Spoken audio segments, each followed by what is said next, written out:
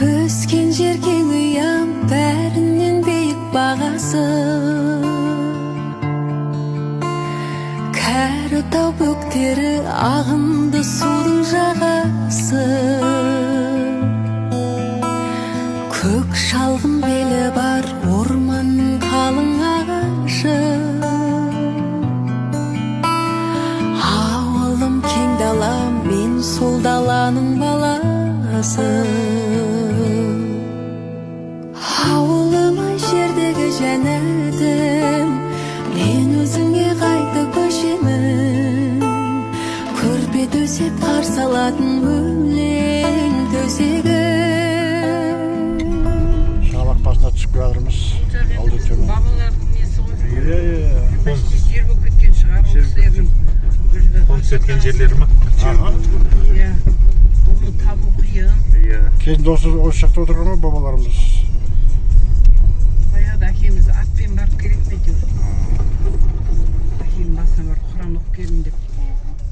Үш атаның ұрпақтары жиылып, құран дұға беріп жатырсыздар. Ниеттеріңіз қабыл болсын. Сіздердің алда көрер қуаныштарыңыз мол болсын.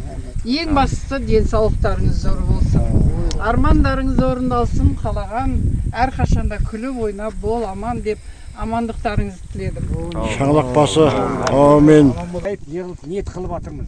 Ниетіміз қабыл болсын. Амин. Жатқан жерлер жәннаттан болсын. Амин. Осы аталарымыздың, апаларымыздың әруағы қолдап жүре берсін. Амин де адыш. Амин Аллах. Әруақты. Міне, бәріміз еске алып бүгін Қуанаға бір тілек айтсам мына неге ата-бабаларға. Екеуміз бір Құдай қолдасын. Әруақ қой. Құдай жар болсын. Мынау соңымызда жатқан балаларымыз, немерелеріміздері өмір жасы ұзақ болсын. Көрген жерін той болсын. Жақсылықта әрдайым жүздесек. Шағалақ басы әруақтарын қолдасын. Амин. Қуанаға. Ал, иә, мынау енді Шағалақ басына келіп, негізі біздің әкеміз арман еді. Енді бір аманын көрсетсем, ата-бабадан жатқан жерін көрсетсем, Шағалақ басына апарамын. Арман жетемей кеткенде міне жеттік, Алланың қалауымен жеттік, Аллаға шүкір. Бұның бәрі осы атаның ұрпақтардың ауызбіршілік ынтымағының келісіне келіп тұр. Иә, татулықпен келіп тұр. Рахмет, енді мына жатқан жерлер жайлы топырақтан торпалдар, бер шартар кеш болсын, жәннаттан рахатты болсын. Ата ұрпақтың еңдеріңді шүгір жасын Аллам. Осы Шағалақ басына әкеп атқан ағайындарға біз әкеп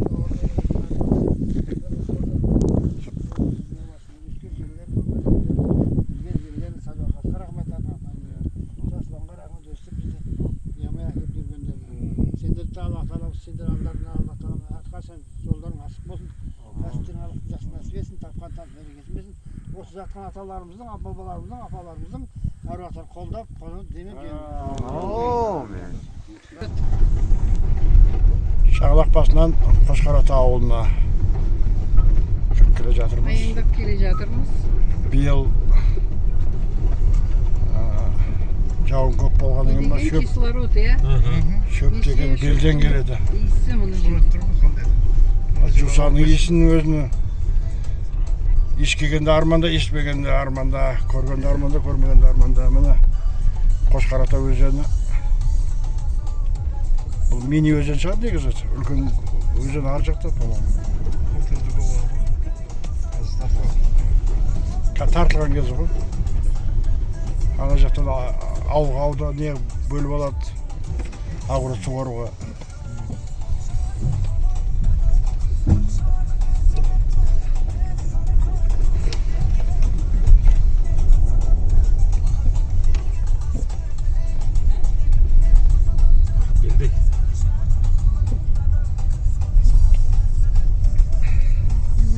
Менің туыскен жерім. Бала ойнағансыздар, қағасын. Иә. Мектептен қайтамыз. Біздің көшемен екі бала өтеміз да. Соның біреуін мен алдымда жүрмеу керек. Только бірінші мен жүруім керек та. Біреу оздыма қайтып мен алдына түсіп жүруім керек. Сондай не болғам да, өткір болғам. Сосын ана Мұқан деген кісінің қызы Күнсұлу. Сол айтады ғой өткенде. Біз алдымызға түсіп жүретін едің ғой. Ешкімді алдыңа өткізбеуші едің ғой. Күн қайда асығады, нендей күш күннің нұрын жасырады. Қызарып соңғы сәулем шашырады, күн тыя алмай барады шашын әлі. О жарық дүнием-ай, қуатым-ай, несіне асығасың? Тұра тұрмай тірлікті басқа арнаға бұратындай. Түннен қорқам мәңгілік тұратындай. Тоқташы, тоқтай тұршы қуатым-ай.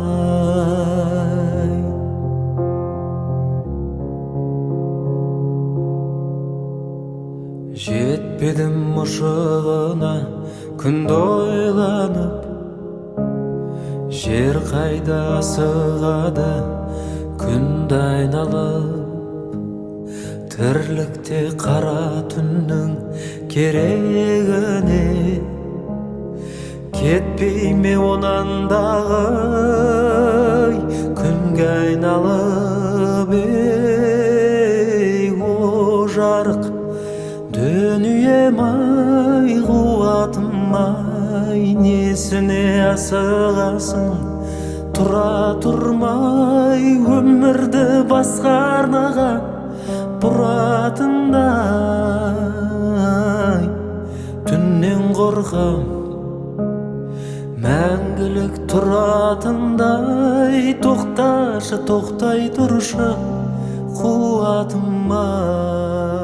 Аланы қаламен үш ата ұрпақтары ұлдар кейіндері бас-басымыз бір-бірімен аралас-тұрас тұрсын.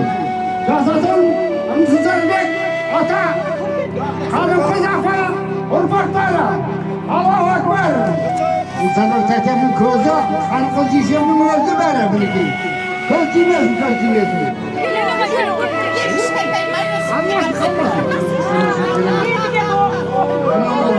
Қайрат бастаған. Жағдайларға келді. Ай, мінекей, не деп атаның тұрсын жешемнің.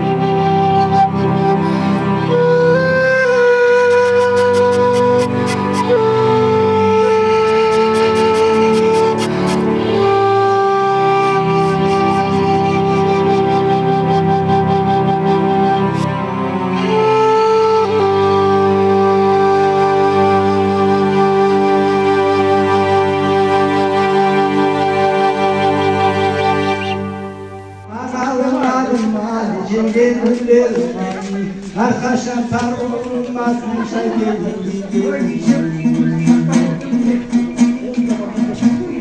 Allah'a ekelerini bilirsin koyun.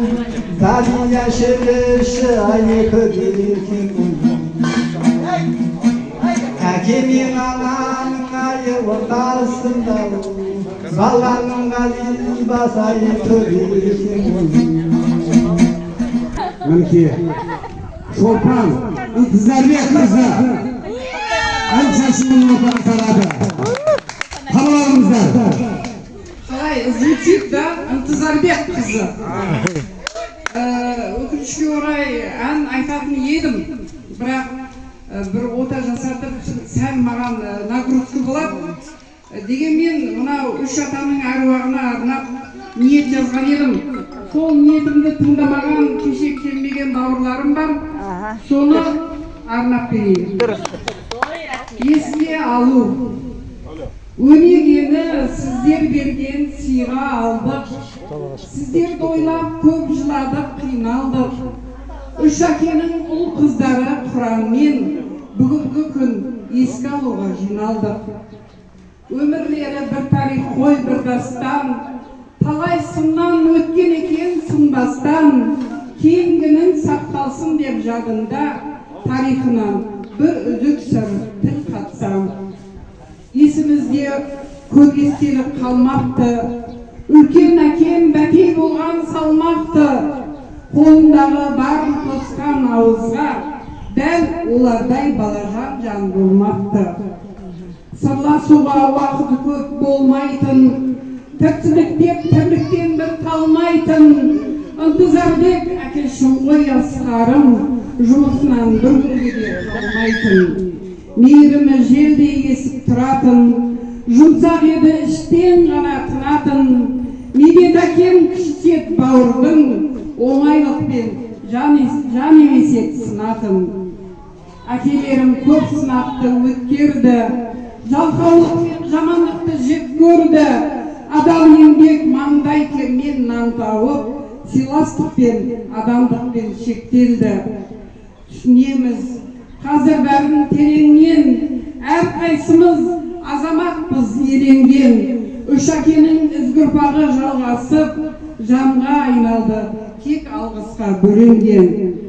Дұға етіп жүрміз біз талай күндерде, қабір берсін жайлылық деп сіздерге. Көмдік қазір бағыштаймыз тек Құран, оралғымыз келсе де сол күндерге. Жаздым, осы күнді оқылатын Құран бәрі қабыл болсын. Осы бауырым Мұратбек пен Оразаның шаңырағына бар жақсылықты тілеймін. Және де барлық отырған, осы жерде жиылып отырған бауырларға амандық тіледім.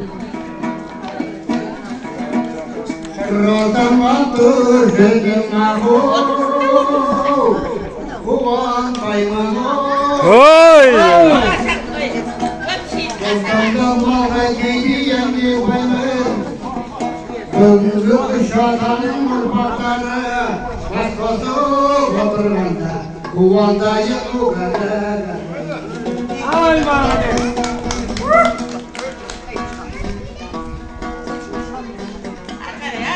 Тұрасың ұруындай ау, сыйқым болам-ау. Ой деген. Қайғалының қызылынан тиен болам. Тағысын тағайдайын өсілінген, қоңырат бір мұндарға күйе болам өбеді.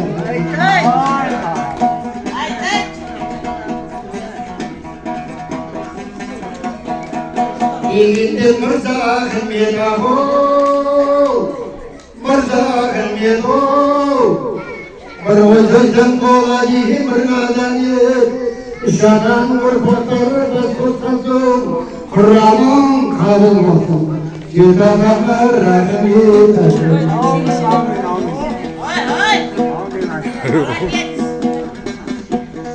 Сұрасам тұрар жерің ағу, жасқа алады-ау, қазақтың маңдай біткен масқалада.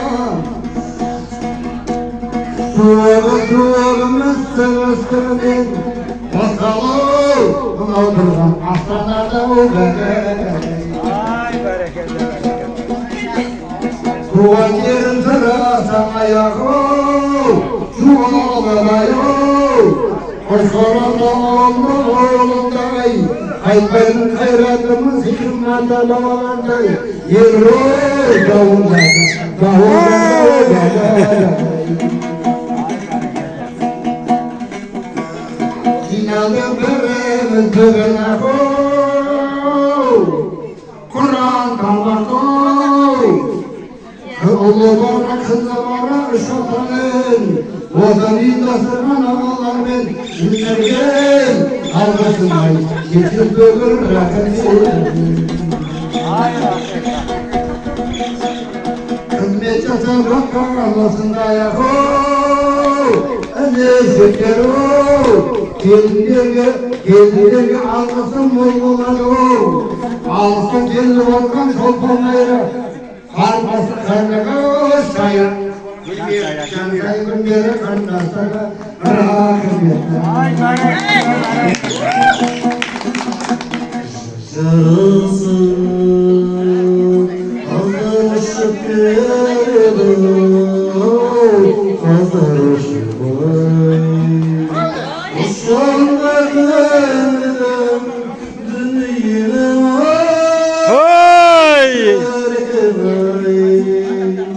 bir-birine yekilip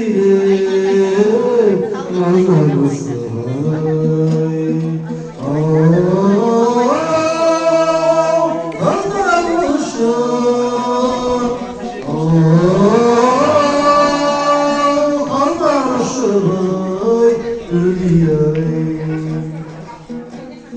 Benim olan umarım korkmarım.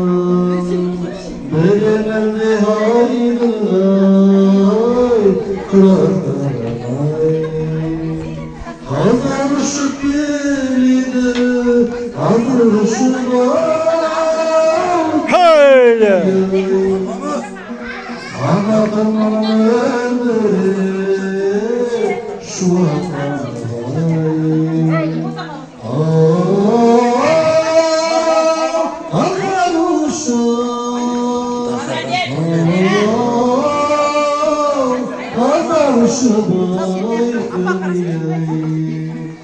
Kardarışıp gelene Kardarışıp ay Bir-birimde yer girip Nazlanırsa bay Haydi gidin.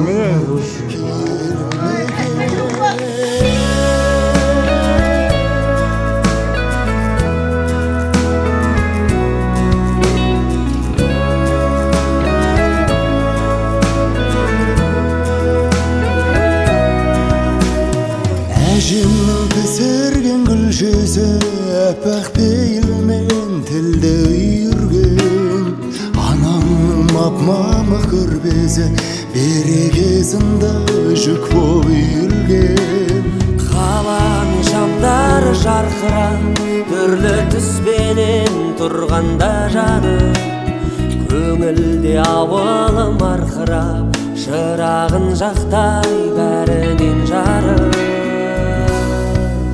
Сағындым сені тауларың менен артасыңды Сағындым сені бауларың менен ағасуды Ұлдары мекен, қыздары көрген Киелі мекен, ұлдары мекен, қыздары көрген Киелі мекен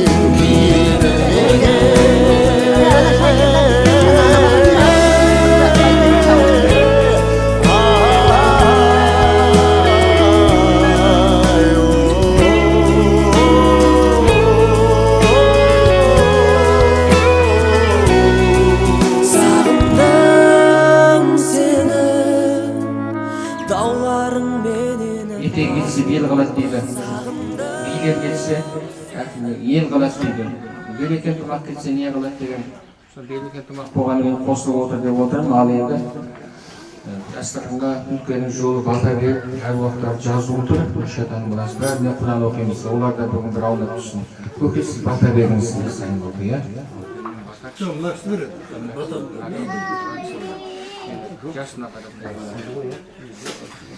Ya Allah talam yoldaсын, eş жамандық болмасын. Бүгінгі оқып отырған Құранымыз қабыл болсын. Осы отырған шатан ұрпақтары өмір кешіп қызықта болды сесін. Ата ұрпақтар аман болыңыздар. Амин. Алла акбар. Қабыл болсын. Аят бір қаша Құран оқыса өміріңізді құлақ салыңдар. Яғни мәртәметте бөлінесіңдер. Бұл демек Құдайдың сөзі көп сауап беріп оласыздар. أعوذ بالله من الشيطان الرجيم بسم الله الرحمن الرحيم الحمد لله رب العالمين الرحمن الرحيم مالك يوم الدين إياك نعبد وإياك نستعين اهدنا الصراط المستقيم صراط الذين أنعمت عليهم غير المغضوب عليهم ولا الضالين بسم الله الرحمن الرحيم ألف لام ذلك الكتاب لا ريب فيه هدى للمتقين الذين يؤمنون بالغيب ويقيمون الصلاة ومما رزقناهم ينفقون والذين يؤمنون بما أنزل إليك وما أنزل من قبلك وبالآخرة هم يوقنون أولئك على هدى من ربهم وأولئك هم المفلحون إن الذين كفروا سواء عليهم أنذرتهم أم لم تنذرهم لا يؤمنون ختم الله على قلوبهم وعلى سمعهم وعلى أبصارهم غشاوة ولهم عذاب عظيم ومن الناس من يقول آمنا بالله وباليوم الآخر وما هم بمؤمنين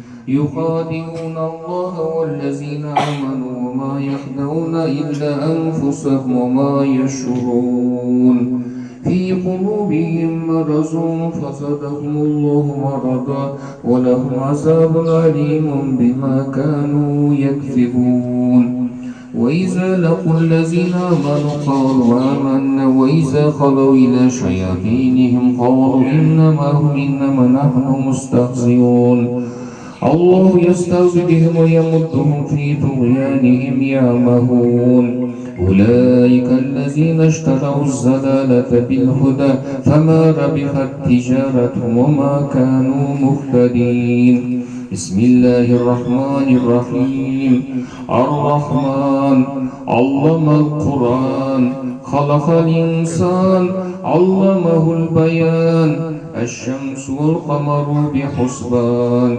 والنجم والشجر يسجدان والسماء رفعها ووضع الميزان ألا تطغوا في الميزان وأقيموا الوزن بالقسط ولا تخسروا الميزان والأرض وضعها للعنام فيها فاكهة والنخل ذات الأكمام والحب ذو العصف والريحان فبأي آلاء ربكما تكذبان خلق الإنسان من صلصال كالفخار وخلق الجان من مارج من نار فبأي آلاء ربكما تكذبان رب المشرقين ورب المغربين فبأي آلاء ربكما تكذبان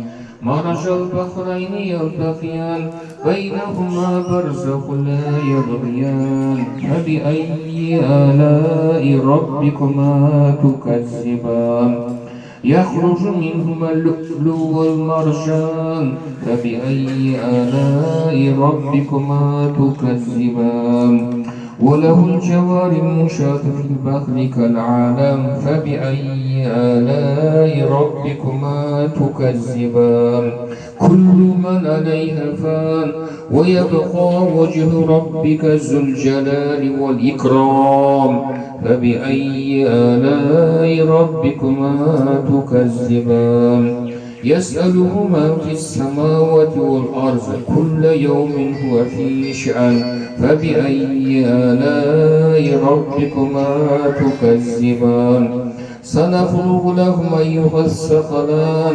فبأي آلاء ربكما تكذبان يا معشر الجن والإنس إن استطعتم أن تنفذوا من أقطار السماوات والأرض فانفذوا لا تنفذون إلا بالسلطان فبأي آلاء ربكما تكذبان يرسل عليكم أشواظ من نار ونحاس فلا تنتصران فبأي آلاء ربكما تكذبان بسم الله الرحمن الرحيم قل هو الله أحد الله الصمد لم يلد ولم يولد ولم يكن له كفوا أحد بسم الله الرحمن الرحيم قل هو الله أحد الله الصمد لم يلد ولم يولد ولم يكن له كفوا أحد الله أكبر بسم الله الرحمن الرحيم قل هو الله أحد الله الصمد صمد لم يلد ولم يولد ولم يكن له كفوا أحد الله أكبر الله أكبر لا إله إلا الله الله أكبر الله أكبر ولله الحمد سبحان ربك رب العزة عما يصفون والسلام على المرسلين والحمد لله رب العالمين. القرآن الكريم القرآن المجيد. Ya Allah, осы қатын құрамыз берген ата-бабаларға бағыштайын. Сәбибе болып Бақадырбек атаға тегіз, Би Патима апаға, Шымырбай қызы, Данагүлге, Мәдияр марқұмға, Сағындықұлы Рахымжанға бағыштайын. Әбдірайым ұлы Ынтызарбек Иханбай қызы Қаным қызға бағыштайын. Ынтызарбек қызы Баян, Қасым қызы Үмітке Алла қуат ұлы болады. Жатқан жер жәннат болсын. Мәуірбек ұлы Медет Қали қызы Жұпаркүлге, Муса қызы Райхан Алла тағала, Әбдірахманбек қызы Тұрсынкүл, Медетұлы Мұрат, барлық аруақтар жатқан жерің жәннат болсын. Алладан рахмет, пайғамбарымыздың шапағат, әулиеден карамат, пірдемелет, жарқына өзің қабілет, жарқаудың қамілет, асыққа берекет бер, адамға қанағат, өліге иман, тіріге береке, алхамдулилля, алхамдастырған берекесін бер, нығметін арттыр ала, дидарың көрге жеткіз ала, барлық аруақты еске алып отырған Алла Тағала аруақтарға бағыштан тие берсін. Аллаху акбар. Рахмет. Үш жерден рәтке айтатын, рәтбек осы көп жылдан оразада бірге жүреміз, оразадан бастап осы ниет қылды ғой, осы үш атаның балалары жиналамыз деп алдын ала беріп қойды. Бұрынғы аталарымыз айтады, рахмет саған мінеки аталардың басын қосу. Және де айттым ғой, Төле бидің бабасы ынтымақ болғанымен болып отыр. Бұрынғылар айтады, жақсы адамның белгісі, өзің әлем, жақсы адамның белгісі сөз шықпас шашауға дейді. Негізі жаман жасықты болмайды, қайтадан жасауға дейді. Білім сөздер салған бет құрып асауға дейді. Жол көрсетіп тұрады, басын еліп қосаға дейді. Наданменен сөйлессең жол таппайсың қашарға дейді. Шақырып құрмет етпесе, қыдырып жүрме есікке дейді. Қонақ десе үйіңе жүгіріп кешікпе дейді. Қырықтың бір қыдырып себеп деді есікке. Өз-өзіңе көрмесең еріп кетті өсекке. Ағайын туыс кімде жоқ, бәрі кетті ғой, ағайын туыс кімде жоқ, сыйласпасаң жатқан тең. Жаман туыс бір масыл, ол арқалаған құлмен тең. Ағаң болса жанашыр, арқа тірі сүйеуің. Інің болса жанашыр, сен тірілген білегің. Әдепті қыз ақылды өкпе бауыр жүрегің. Тартқанда талғанда нағашың сүйеуің. Өз балаңа кем емес, жақсы болса күйеуің. Адал болса жиенің жолында жүйеуің. Күндердің күні болғанда жаман болса алғаның әйелін, көргеннің түмменден. Сөзіме түсінді балаларын басшылар атаменен аналар. Көргендерін көргісіне қол беріп алыңдар баталарын. Аумин. Рахметімді айтып отырмын ғой. Бүгінгі күн жақсы кешеден, шай ішіп отырмайды кесіммен. Бүгінгі күнім жақсы кешеден, бақытты болу айтшы нешеден. Бүгінгі күн жақсы кешеден, шай ішіп отырмайды кесіммен. Бүгінгі күнім жақсы кешеден, бақытты болу айтшы нешеден. Тыңдама, өмір тек соққы емес, қиындықта жоқтықта емес. Тыңдама, жүрекке ерік бер, жақсыға елікте, қашпа өзгеліктен. Көңілсіз таң атса, күн жарығына бетте, миыңа да отырса, жанды елірете. Көңілсіз таң атса, күн жарығына бетте, миыңа да отырса, бүгінгі күн жақсы кешеден, шай ішіп отырмайды кесіммен. Бүгінгі күнім жақсы кешеден, бақытты болу айтшы нешеден. Бүгінгі күн жақсы кешеден, шай ішіп отырмайды кесіммен. Ал енді ағамыз құран бағыштады, өлі риза болмай тірі қаймайды дейді. Бәрі бір аулап тұрып жатқан шығар. Енді алда Құда қаласа жақсы тамақ бар, отырып асықпай қымыз бар, қарбыз бар, асықпай әңгімелесіп, жөн сұрасып, сізбіздесіп сыйласып, ағаларымыз айтып жатыр, Құда қаласа Алла бұйыртса келесі жылы бір көкке бір демалысқа шығайық деп жатыр, бәріміз жиналып. Тауға барайық деп жатыр. туған елге барып өзеннің жағасына отырайық деп жатыр бәрі көктемде. Енді жылда бір-бірімізге жатырқамай, біз мынау ер балалар арасында өте ағаларымыз группа құрды. Бәрі керемет ат салысып, әңгімесін айтып, Астанадан Қуан ағамыз азанмен бәрін оятады, бәріне бата береді, бәріне жақсы сөз сөйлейді. Молодец, Қуан аға, қартаймаңыз. Алыста жүрсе де барыңдар, тұрыңдар деп айқайлап отырады. Бір жақтан Ратбек ағам шығады, айғырды ауыздықтап, не істеп жүрсіңдер сендер, мен Алатаудың бөктерінде жүрмін деп, бұл кісі шығады, қиқулап. Сол барлықтарыңызға рахмет. Енді бір мына микрофонды ұсынып, бір жақсы әңгімеден айтып отырыңыздар. Кезектесіп, жаңағы өздеріңіздің жүректеріңізден шыққан әңгімені айтып отырыңыздар. Рұқсат болса.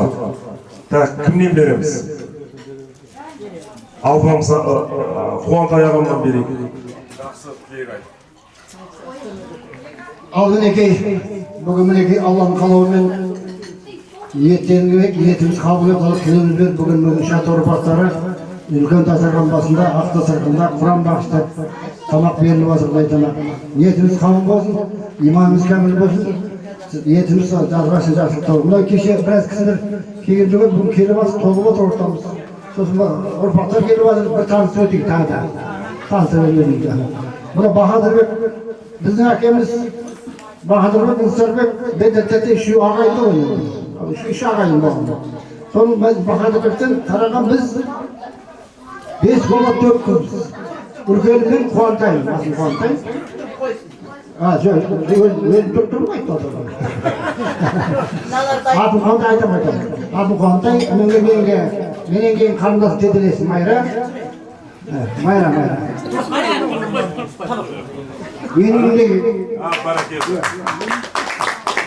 Майра үйінде күйеу бола сағым. Күйеу бола, Майра үйінде күйеу бола. Әнші. Одан кейін Алпамыс үйінде бауырдың өкшелес. Алпамыс. Алпамыс үйінде орламыз. Келін. Менің де қайда? Менің жай басар. Менің жай басар. Май басады, май басады. Одан кейін Алдияр бауырым.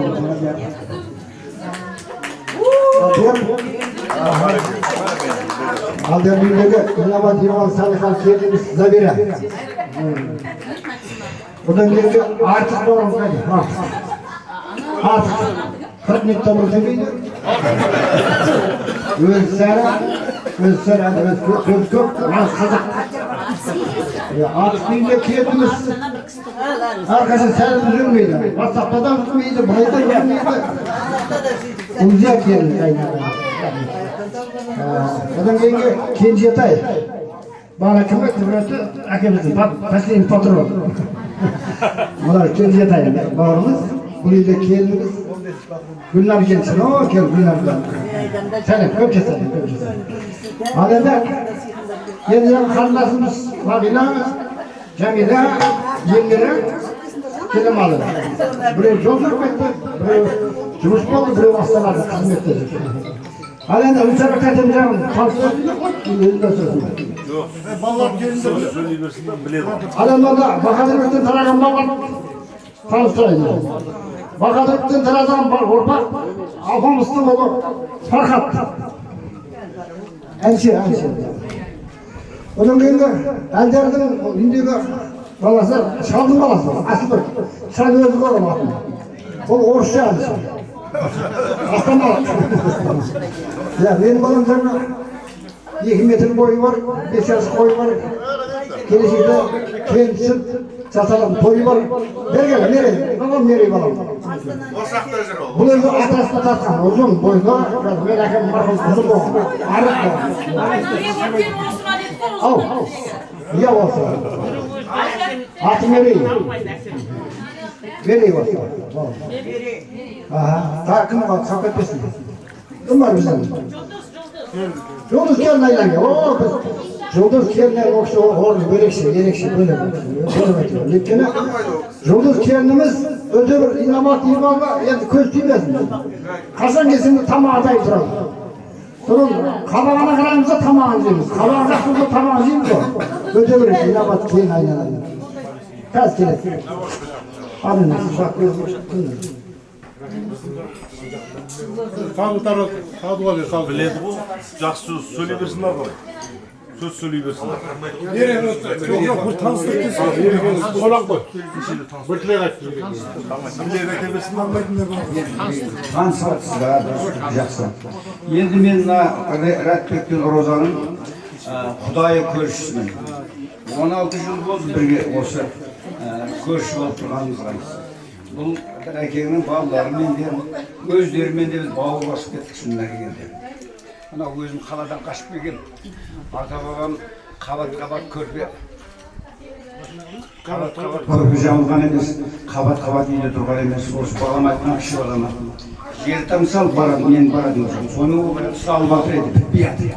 Биыл қоғамда көшеміз деп қалбек, Рәтбек пен Роза барлығы кәдімгідей абыржып қалды. Үйренгеніміз сондай бір-бірімізге. Ал енді иналған үш әулеттің бір атаның балаларысыздар ғой. Бұл қазақ деген халықты ұстап тұрған бұл тұрмыс салты.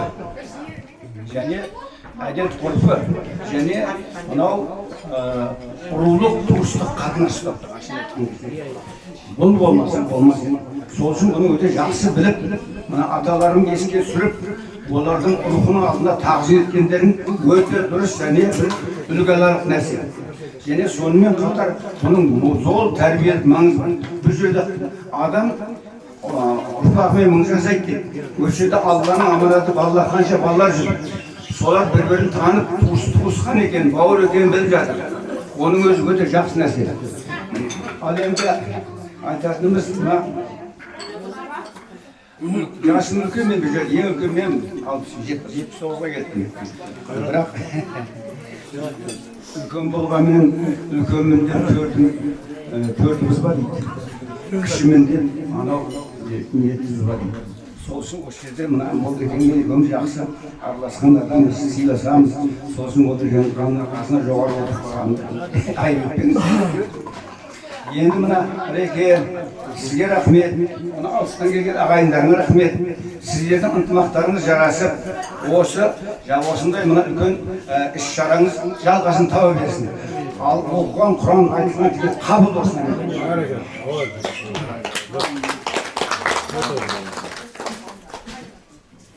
Әрәтінім, ниеті өн бауырымды шынары тұқымында бір. О, шәйін олысын тұрады. Осысыны жастар. Амалдар. Мәқайрат.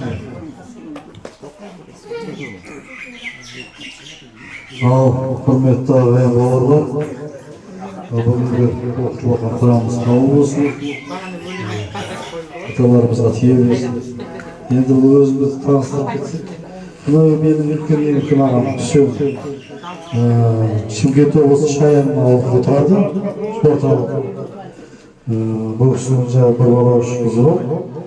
Олар енді жұмыстармен келіп қалды. Одан кейін мен өзім Қайрат екінші үлкен баласымын. Менің келіншегім көшеге жұмыс істеп жүрді. Менің ауыл Астанада олар бір жұмыстармен келе алмай қалды. Кенжетай Рамазан мен болам. Ең кішкентай емес Кенжетай. Оның қасында отырған менің немере бір немерем. Аты Қасымхан. Одан кейінгі менің еңгерім Талғат жұмыстан шыға алмады. Одан кейінгі қарындасым Айша мінекей.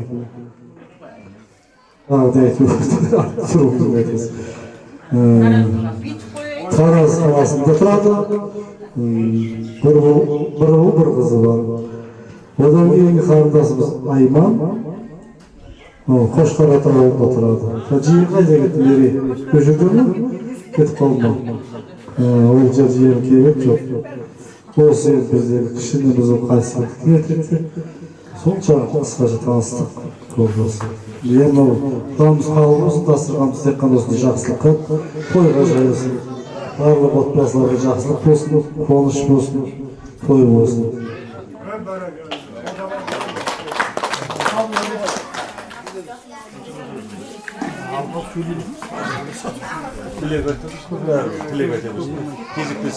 Қалған елім беріп жатқан еліміз қабыл болсын, әкешілеріміздің өзімде тоқ тұрдым қазір. Ағайдарды табысқанға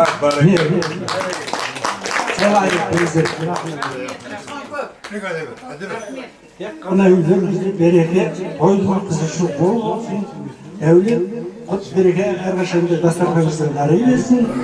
Мына өсіп жатқан ұлдарымыздың берекесін беріп, тек қана осылар тойдың жақсылығында басқасы деймін. Мәуірбек, бозама. Осы ағайындар болған екен, ортаға табысып жатсын. Қайратқа рахмет. Осыны ортаға қосып, мен ағайындардың ортасында. Сені біз енді шайда жүрдеп айтқан жоқпыз. Сен вақтыға жүрмісің. Вақтыға жұмыстар жүрдің. Кешегенмін ғой сен вақтыдан. Босама. Сәкен аға, тілек айтыңыз. Жақсы сөз айтыңыз.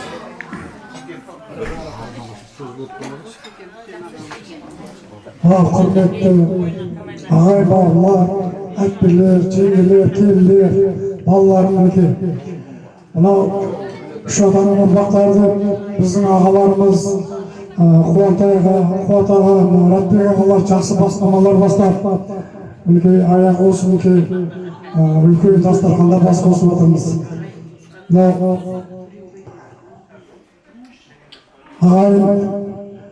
Ағайын туыстар аман болсын, ауызбіршілік болсын. Әрі кеше Қошқарат аға барып, қол жайып мінекей ата-баба басына барып құран бағышталып отыр. Бүгін мінекей үлкен дастарханда құран бағышталып, өлер салмай тірі байлмайды дейді ғой біздің қазақта. Айтқанда қуан ағалар Астанадан келіп, алыстан келіп қол жайып. Рахмет, осы оқытып жатқан дұға тілектеріміздің бәрі қабыл болсын. Осы ауызбіршілігіміз жалғасын таба берсін. Келесі жылда келесі жылдан осы бір ат шаптырып, көкнар беріп жүрейік ата-бабамызға. Біздің әкелеріміз ат үстінде өткен өмірі. Жақсылықтар көп болсын, той болсын. Арты ауызбіршілігіміз мықты болсын. Амин айтқаныз.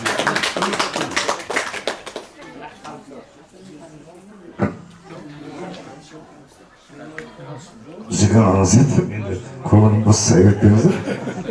Мынау аруақтар қосылғанда тұр ғой бәрі. Қабыл болсын.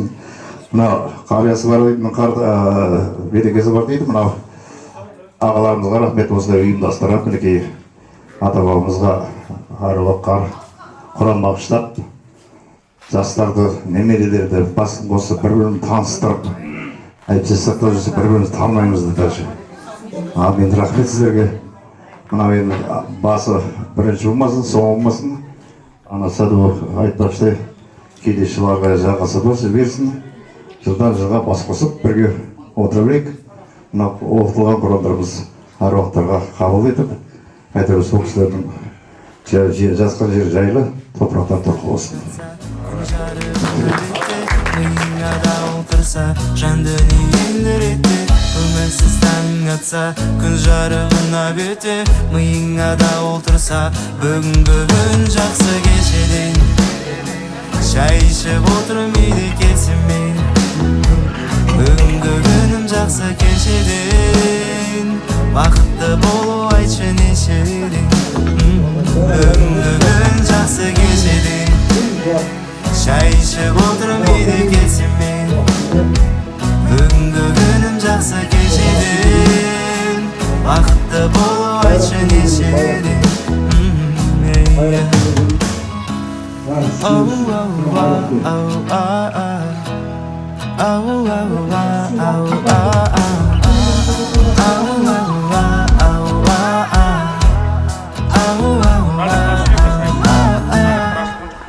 Қанша мынау қараған нелер бір-бірін танып жүрсін. Аты біздің жет атаспай қыз алып қыз беріп дейді ғой. Мысалы кореецтерде киімді алмайды, мендікін алмайды деген сияқты. Мынау қыздар, балалар қаяқтан шыққан біліп жүрсін. Ағайындар бір-бірін жастар бірін танытып жатқан үлкендерге рахмет. Мынау 1000 жасайды дейді. Мына сіздер 1000 жасаңыздар, шежіреде қалыңыздар. Кімнің қаяқтан тараған балалар біліп жүрсін. Мына дастархан жағына дәм-тұз әруақтарға тие берсін. Бас қосқандан себебі осы әруақта ынтымақтарын жарасып, бірліктерін орасып, үйімшілдік қуантып, ағайын болыңыздар, бәрін аман есен болыңыздар. Тегін қадымдан рахмет. Сарғын адалдығын, бастың амандығын, жүректің имандылығын, отбасы болашағын қызықшын көріп нәсібесін. Ниетіміз қабыл болсын, иманымыз кәміл болсын, оқыған құрамыз әруақтарға бағышталған тие берсін, жандар жанттан рахатта болсын, артынан ұрпақтарына екінен қызықшын көріп нәсібесін. Амин, Аллах акбар. Құран оқиық үлкен ас қояны бұл ата-бабамыздың алдына бір Құран оқиық. Аузу биллахи минаш шайтанир раджим. Бисмиллахир рахманир рахим. Табаракаллази биядихил мульку ва хува ала кулли шайин қадир. Аллази халақал маута вал хаята лияблувакум ахсану амала ва хувал азизул ғафур.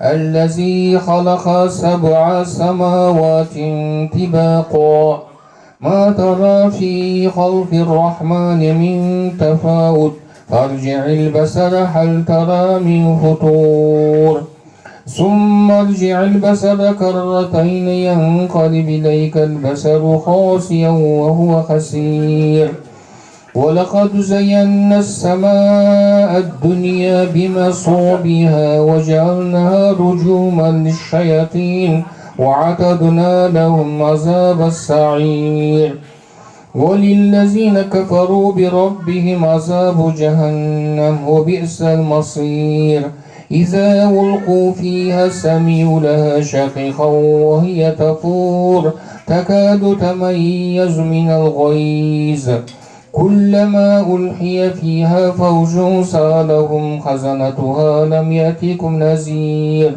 قالوا بلى قد جاءنا نذير فكذبنا وقلنا ما نزل الله من شيء إن أنتم إلا في ضلال كبير وقالوا لو كنا نسمع أو نعقل ما كنا في أصحاب السعير فاعترفوا بذنبهم فسقا لأصحاب السعير إن الذين يخشون ربهم بالغيب لهم مغفرة وأجر كبير وأسروا قولهم أو اجهروا به إنه عليم بذات الصدور ألا يعلم من خلق وهو اللطيف الخبير هو الذي جعل لكم الأرض ذلولا فامشوا في مناكبها وكلوا من رزقه وإليه النشور صدق الله العظيم سبحان ربك رب العزة عما يصفون والسلام على المرسلين والحمد لله رب العالمين اللهم اغفر لي ولوالدي والأستاذي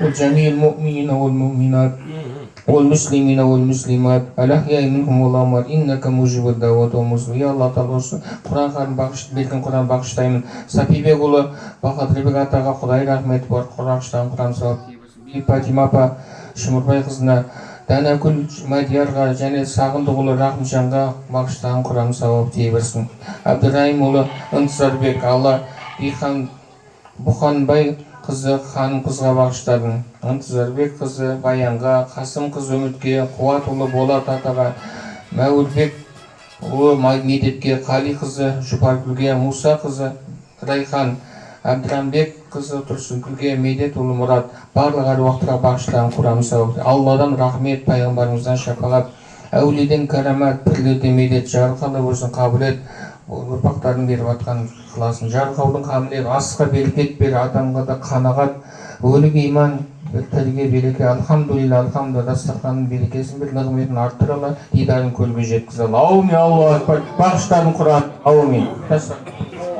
Құрметті ағайын, ол бетен жас үлкендер басты маған ығыстырды. Ал әдет не бойынша басқа арнайы беріліп.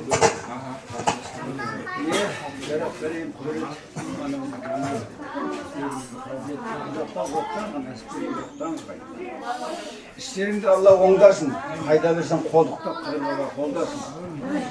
Күннен күнге көбейсін, дос жараның жолдасын. Құт болсын мекен тұрағың, жайқалып өссін құрағың, аман болсын бастарың, ажырамасын жұптарың. Өсіп өніп әулетің жүзге келсін жастарың. Мынау құраға оқыған Құран ниет қабыл болсын. Қабыл болсын ниетіңіз. Ал асқа қараңыздар. Үлкеннен бата бұл, аштан өлсін, ата кәпсін, тастама дейді. Кішкентай бала бар. Бізде құлаққа қаласын жүреді.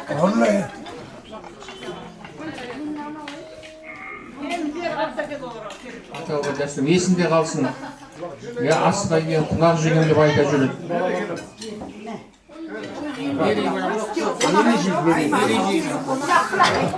Мерей қолын жай. Мына баламызға мен бата берейін. Мерей, шырағым ер жетерсің, ер жетсең сірә етерсің, алысқа ұзап кетерсің, шыңдасаң шыңға жетерсің. О Мерей, бұйығы болмай өршіл бол, үй күшік болмай түшшіл бол, кім болсаң да әйтеуір алты алашқа белгі азаматтың бірі бол. Аумин. Ал Мерей кішкентай баламыз. Алдан батаға кішкентай баламыз 2 метрген бойы. Қазақында суға қой жүктер көбейе берсін, осы көбейе берсін. Оқуға түскет.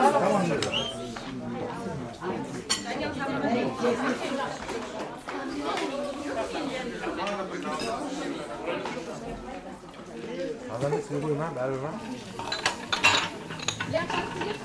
Sopal sürüsür mü ne? Aynen şayı vuruyor.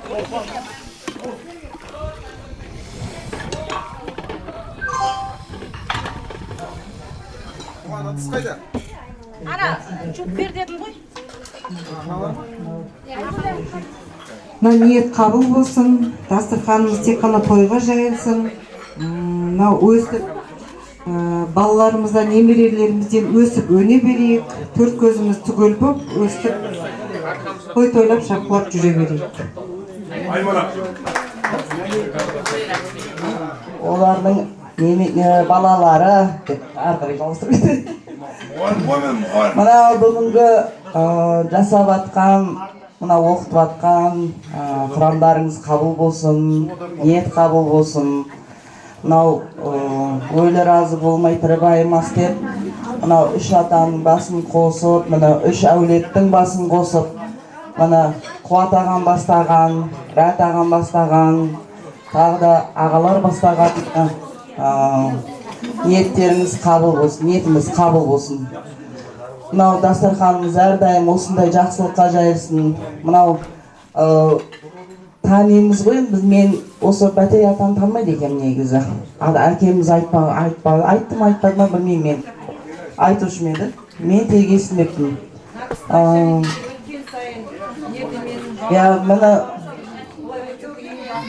Рәт ағаларды, Қуат ағаларды танимын, мен Сердал ағаларды танимын. Осы Бәтей ағалар тараған, атадан тараған ағалар таныс білісіп жүрейік енді бұдан кейін. Тек қана осылай тойларда бас қосайық әрдайым. Тек жақсылықтар болсын, мына үлкен игі жасап жатсыздар. Наутта балалар таныс білісіп болсын деп өте керемет игі іс жасадыңыздар. Мынау аталарыңызға мыңда бір рахмет. Міне әруақтар разы отқан шығар. Мына әпкелер келіп міне бас қосып жатырық. Әрине әпкелерді де танымайды екенбіз. Майра әпкені мен бір көрген деймін да бір жерден. Бірақ соң осы біздің әпке деп не алмаппын да. Бір жерден көрін негізі. Денгемді көрген деймін бір жерден ше сондай. Міне таныс біліс болып отқан өте жақсы. әрдайым осындай жақсылықта бас қосайық, тойда бас қосайық. Енді ары қарай балалар үйленіп, мынау үлкен тойларда бас қосайық. Мына ақ дастарханымыз тек қана жақсылыққа жайылсын. Көрісіп, білісіп тұрайық енді. Бәрекелді, жақсы. Мынау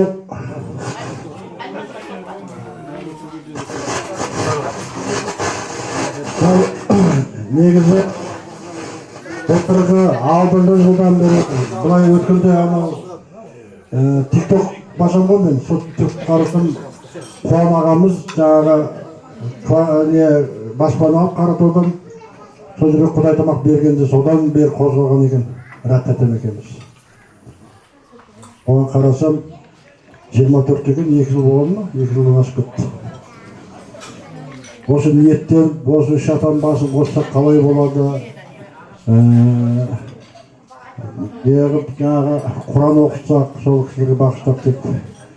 Оны қолдаған мынау Рат тәтеміз бар, Қуан тәтеміз бар, Қуат тәтеміз бар. Одан Үсен тәтеміз жақында ғана танысып, соның өзінде үлкен үлес қосып, ақылын айтып, ақылдасып өзімізді бір чат құрып, араласып, осы дастарханды жайып, міне бүгінгі өзіміздің арқамыздағы үлкен жүк түсті ғой деп ойлаймын. Кеше ғана Қошқаратаға бар. Енді жаңағы әке шешеміз ол жерде жатпаса да, сол топырақтан өсіп, сол топырақтан жүріп, сол жерде аунап қонап өскен кісілер ғой. Әкеміз Қошқаратадікі, шешеміз Қыстауғандікі. Сол жерге зиярат етіп барып, Бәтей атамның да жаңағы Ынсырбек көкемнің Медет тәтемнің үшеуінде ата бабасы жатқан шаңырақ басы деген бар. Соған барып бізде жетмадық. Үлкен жақсы мәшінемен барып, сол елінде белуардан шөмес кетті. Құдай қаласа жетемазақта артық жаяу кеп жетсек те арамыз деген ниеттеріміз кеше уақыттығын сайын кетті. Азырмен барып Медет тәтеммен Дишін екеуіне басына барып Құран оқыдық. Бер жағында өзіміздің атамыз Бәтей атаның басына Құран оқыдық. Баян әпке бар оның ішінде, барлық аруақтарға. Бүгін сол кешелі бері өз арамызда Құран оқып не батырмыз ғой, ниетте бүгін қажы келген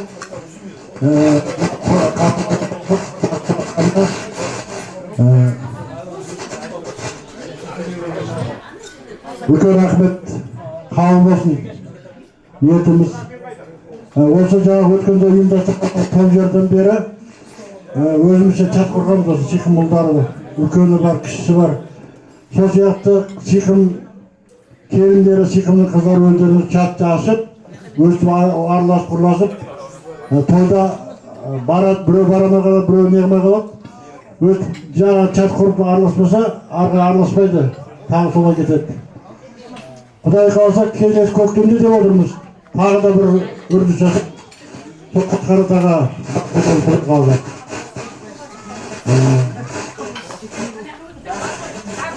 Жаста болса бас болып, шаруа сүтін шырылдап жүрген болса, оның ішінде Сердағы, Қайрат, мен өзім мақтап қойымды, өтіп көтерді.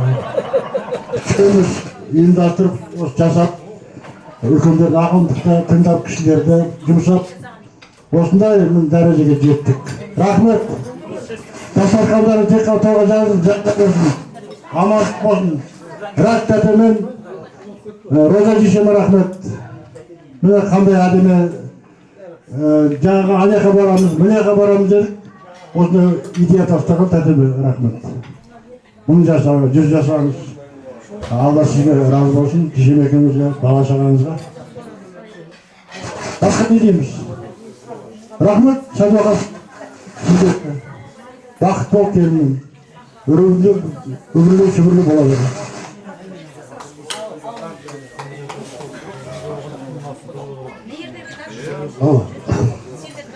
Ал ағайындар, аталар, балалары, мінекей басымыз қосылып пәленбай жылдан кейін бұған да шүкір дейік. Әруақтар риза болып жатқан шығар, аталарымыз аунап берейін. Мынау рахмет бәріңізге. Үлес қосып, бәріңіз бір кісінің баласындай болып шапқылап.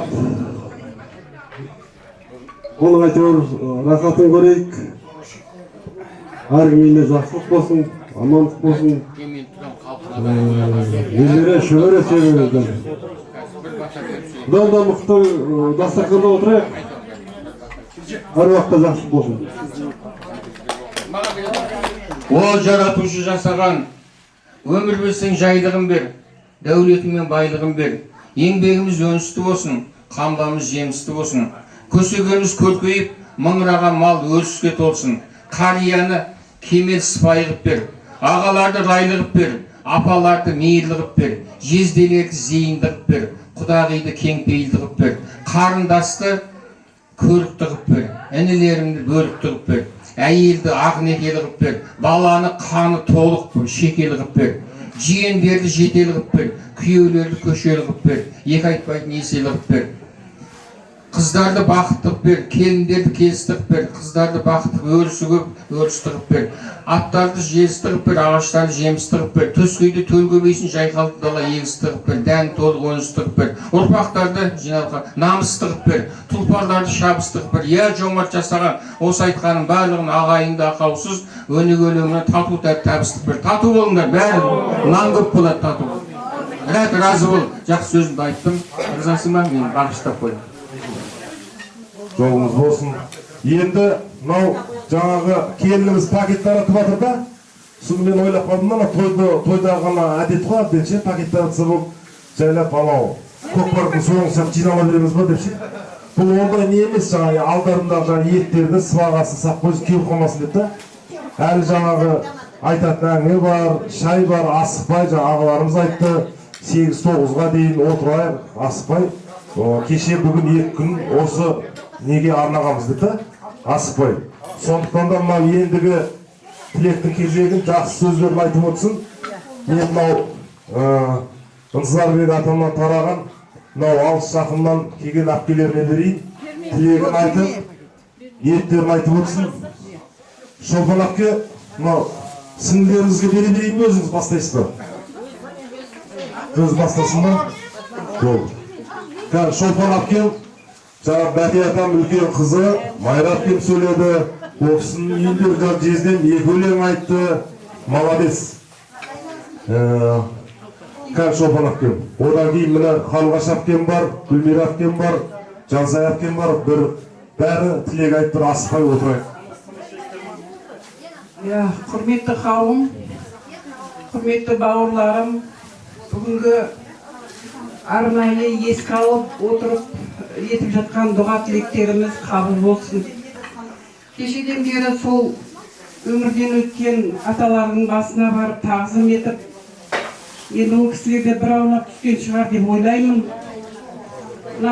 Бәти атаны мен өзім көрмедім, бірақ әкемнің айтуынан көп еститімін. Бүгін енді сабақты ине сәтімен деп сол Бәти атаның ұрпақтарымен танысқаныма қуаныштымын. Шүкір Аллаға берген ұл қыздары бар екен. Ал мына Медет тәтемді мен өзім өте жақсы көретін едім. Едім деп өткен шақпен сөйлегенің өзі маған ауыр болып тұр. Медет тәтем ол кісі менің құдалығыма барған. Өте жақсы тәтем еді. Жатқан жері жайлы болсын. Мінекей алдыма 2 сіңлім кеп отырды. Біреу өзі, біреу көзі. Айша Медет тәтем, Айман Тұрсынгүл жешем. Екеуін көргендей болып отырмын. Әруақтардың жатқан жер жайлы болсын. Кеше кереметте ниет жаздым деп ойлаймын. Айшалар кейін тыңдай берер.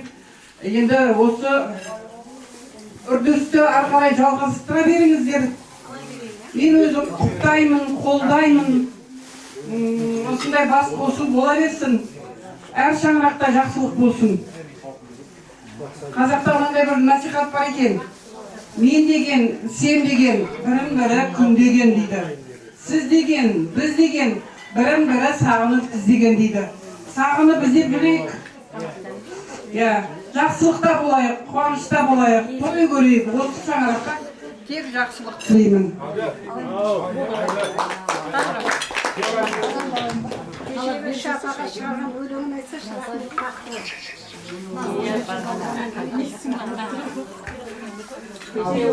Құрметті ағалар, жеңгелер, әпкелер, сіздермен бір дастарханда Айша, Айман, мен бір дастарханда болып жатырмын. Өте жақсы, қуаныштымын. Осындай ақ дастарханымыз осындай ауыз біршілікке жайыла берсін. Ата бабамызға Құран оқып жатырмыз, осы ниетіміз қабыл болсын. Енді осындай ауыз біршілігіміз болып, жақсылықта көрсетейік. Сіздерге үлкен рахмет. Осындай ауылдың барлығымыздың басымызды қосып біріктіріп, міне бір дастарханда сіздермен танысып жатырмыз. Өте қуаныштымын. Жақсы. Гүлмира әпкеміз. Ал құрметті де қымбатты асыл ағаларым, сүйікті жеңгелерім, ағайын туыс бауырлар, мінекей мынау жасап жатқан іс-шарамыз, мінекей дұға тілегіміз қабыл болсын. Әке-шешеміздің аруақтарының жатқан жері жайлы, топырағы торқа болсын. Ағаларым, қымбатты ағаларым, бұл жерге ең жақын туыс қымбатты жандар жиналдық негізінде. Бір-бірімізге жақын тартып, осындай бас қосуды Аллам нәсіп етсін. Жиі бас қосып, бір-бірімізді ақ дастарханда қауыша берейік. Барлықтарыңызға денсаулық, ұзақ ғұмыр, бала-шағаларыңыздың, немерелеріңіздің, шөберелеріңіздің қызықты күндерін бірге кешуді Аллам нәсіп ете берсін. Барлықтарыңызға үлкен рахмет. Әке-шешеміз бір аунап тұрды. Көзімізге жас алып көңіліміз босады. Әрдайым қасымызда болмады. Мәңгі бақи әке-шешені бауырымызға басып жүрмейді екенбіз ғой. Бәрі де уақыт сәтімен екен. Дегенмен анамыз ерте дүниеден өтті. Біздің қызықшылығымызды көрмеді. Әкеміз бізді қанша жетектеді, әке-шешеміз осы халге жеткізді. Үлкен рахмет ол кісілерге. Біз енді арқа сүйеп еркелейтін ағаларымыз бар, Аллаға шүкір. Әпкелеріміз бар, өздеріңіз барсыздар. Сіздердің арқаларыңызға марқайып жүре берейік. Рахмет барлықтарыңызға. Той көріңіздер.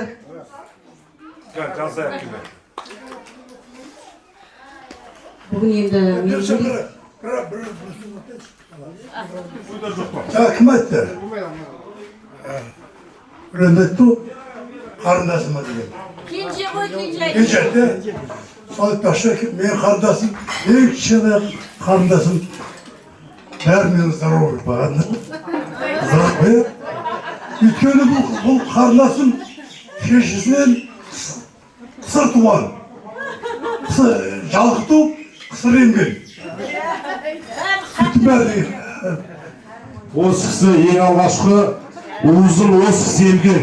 Ең тазасын, ең дарасын осы кісі емген. Қалған ең соңғы сарқытын сарқып ішкен жасы әпкем. Конец. Ады өнім айналайын, дәл тауып айттың. Біздің үйдің үлкені осы Қуатбек аға ғой. Әкеміздей бізді еркелетіп өстік. Бағанадан байқап отқан шығыстыр. Бәрі ән арнап, сондай үйдің кенжесі болғаныма өзім бақыттымын. Ал не дейміз мынау? Бүгінгі жайылған дастархан әруақтарға арналған екен. Мұнан Медет әкем, Бәкей ата, әке-шешемізге бір аунап жатқан шығар енді. Өлі разы болмай, тірі байымайды дейді. Барлықтарыңызға рахмет, осы жиынға атсалысқан ағаларға көп-көп рахмет, басым деймін. Мен бүгін енді бір марқайып, қуанып отырмын мінекей. Үш атаның басы қосылып, қыз-қырқынан жинап, жеңгелерімізбен танысып, інілерімізбен танысып отырмыз мінекей. Үлкенді, кішіді. Осындай ауызбіршілігіміз еш таусылмасын, бұдан ары қарай жалғасын тапсын. Жаңағы Аллаға сансыз шүкір, осындай әулет болып, бір мысалы енді биыл осы Ынсарбектің баласының шаңырағында болса, келесі жолы жаңағы Медет әкенің балаларының шаңырағында деген сияқты кезектесіп, былай ауыз мүшілігіміз еш уақытта жоғалмасын. Тату тәтті әулет болайық, үлкен, өсіп өнген әулет болайық. Бәрекелді, өте үлкен рахмет. Өте үлкен рахмет. Енді мынау тілекті, мынау қыз сыйлаған қазақпыз ғой. Мынау Рәтбек ағамның ең ырмалды қызы Айгүл қарындасымыз мынау аталарына алақан жайын деп Алматыдан келген екен. Осы қарындасымыз Жансай әпкесінен кейін негізі қыздардан осы Айгүл жолы. Балалардан мен. Ағам құсап маған да шабыт кеп қалды ғой. Әке шешеміздің міне ұлдан Қорпек ағадан ең үлкен немереміз Садуақас болса, қыздан Айгүл ғой. Иә, біздің ізімізді басқан Айгүл сіңлімге беремін. Рахмет. Осындай құран оқып, бағыштап отырмыз. Аталарымыз бір аулақ түскен шығар. Ансарбек атам өзі деп тұрған кезде немерем жақсы оқы, медицинаға түсесің деп айтып кетші. Енді сол Ансарбек атамның фамилиясын Аллаға шүкір алып жүрміз. Қайда жүрсек те Ансарбекпіз. Ансарбектің тұқымымыз, атамыздың сол үшін өте ризамын. Ол кісінің аты өте ерекше ғой, Ансар деп. Қай жерде жүрсем де қайдан, қандай ат бұл деп, мейдан бұл атамның аты, сол кісінің ұрпағымыз біз деп. Сол бәріміз аман есен, деніміз сау болсын, осындай көзіміз, төрт қуанышымыз түгел, дастарханымыз кең болсын, көрмегеніміз жаман болмасын,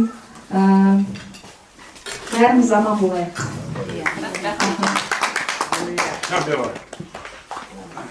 Ал ендігі тілекті жаңағы Ғалымжан қайда Ғалымжан? Атасының қасында мардошкасын тексеріп, тартпасын тартып беріп жүретін қара баласы бар еді, қаға кетті. Екеуі жүретін менен кейінгі ұл осы. Ғалымжан бұна бір тілек айтты. Жақсы тілек. Алла жақсылыққа жиналған ағалар, әпкелер, аталарға құран бағыштап, ешкілердің құлағына салынсын. Әрқашан жақсылық болсын, аяқтары қуаныш болсын, тойда жақсылыққа бас қосып жүрейік. Не айтамыз да? Аяқтарымыз көріп қалып отыр. Жақсылық болсын, аяқ болсын. Қауымнан отыр аяқтарымызды мықты денсаулық тілейік. Ал енді мынау жаңа кенже ағам сөйлемеді. Бұл кісі жаңа айтты ғой, мен Бәтия атамның 15-ші патронымын деді ғой. Бұл кісі де жаңағы Бәтия атамның соңғы патроны. Аха, кенже аға өзіңіз бір. Ассалаумағалейкум баракату. Ағайындар, туыстар,